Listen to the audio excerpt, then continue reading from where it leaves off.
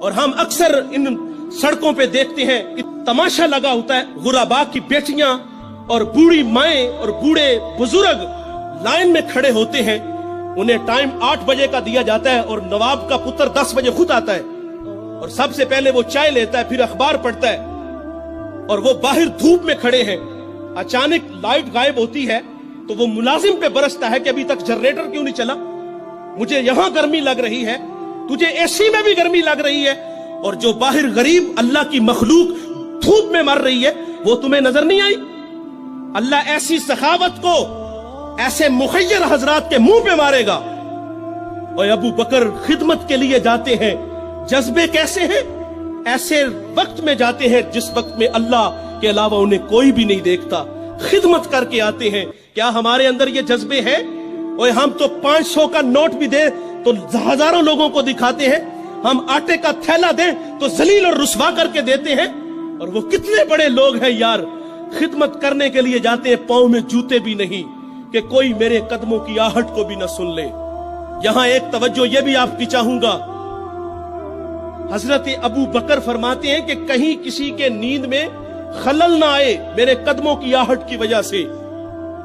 آج ہمسائے ہماری شرارتوں سے محفوظ نہیں، ہم نے ڈیک آن کیا، ہمسایہ صرف بیچارہ اتنا ہی کہتا ہے یار تھوڑی سی آواز آہستہ کر لو، وہ کہتا تمہیں کیا تکلیف ہے، میرے گھر میں چل رہا ہے، تمہیں کیا تکلیف ہے؟ یہ ہمارے یہ رویے ہیں صاحب، اور وہ کتنے بڑے لوگ ہیں چھپ کے خدمت کرتے ہیں صرف اللہ کی رضا کے لیے۔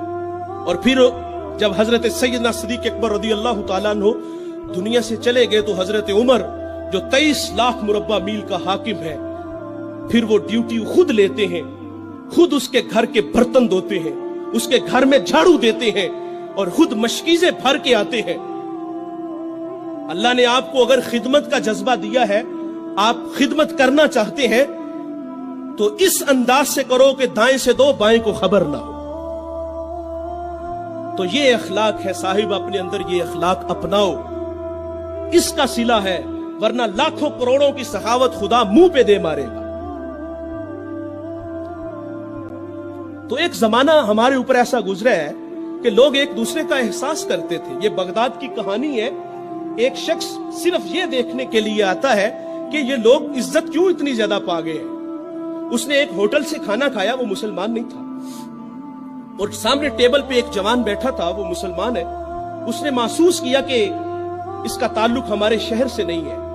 خیر کاؤنٹر پہ جا کے اس کا بل دیا، اور اس صاحب نے کھانا کھایا، بل دینے کے لیے کاؤنٹر پہ گیا تو کہا آپ کا بل ادا ہو گیا ہے۔ کہا یہاں تو مجھے کوئی جانتا نہیں، میں اجنبی ہوں۔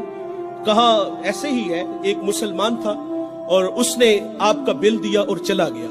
رکا اس لیے نہیں کہ آپ شکریہ کے لیے آگے بڑھیں گے، تو اس نے یہ بھی اپنے لیے مناسب نہیں سمجھا کہیں یہ نفس کی غذا نہ بن جائے۔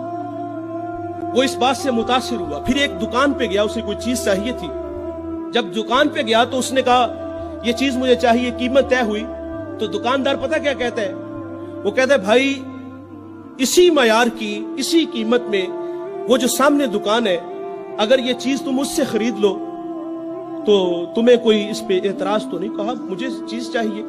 وہ سامنے دکان پہ گیا، اس نے وہ چیز خریدی، خرید کے جانے لگا، لیکن یہ تجسس تھا، اس نے ایسا مجھے کیوں کہا؟ یہ خود بھی تو نفع لے سکتا تھا، فائدہ تو اسے بھی ہو سکتا تھا، لیکن اس نے مجھے اس کے پاس کیوں بھیجا؟ دوبارہ پھر پلٹتا ہے اور آ کے کہتا ہے بھائی وہی معیار ہے، وہی قیمت ہے، لیکن اس کے پاس بھیجنے کا مقصد کیا تھا تیرا؟ اس نے کہا بھائی میں صبح سے اس وقت تک میرے پاس بڑے گاہک آئے ہیں اور میں نے اپنے بیوی بچوں کے لیے رزق روٹی اکٹھی کر لی ہے، اور وہ جو سامنے بھائی ہے اس کے پاس صبح سے لے کر اس وقت تک کوئی گاہک بھی نہیں آیا، تو میری آرزو تھی کہ تو اس سے جا کے خرید لیتا تاکہ وہ بھی اپنے بچوں کے لیے رزق روٹی لے جاتا۔ ایک ایسا زمانہ تھا، ہمارے اخلاق اتنے اچھے تھے، ہم ایک دوسرے کا خیال رکھتے تھے۔ آج تو ذلیل کرتے ہیں۔ تو حضرت عمر رضی اللہ تعالیٰ عنہ کے پاس ایک مقدمہ آیا بڑا عجیب سا، ایک صاحب نے زمین خریدی اور ایک نے بیچی۔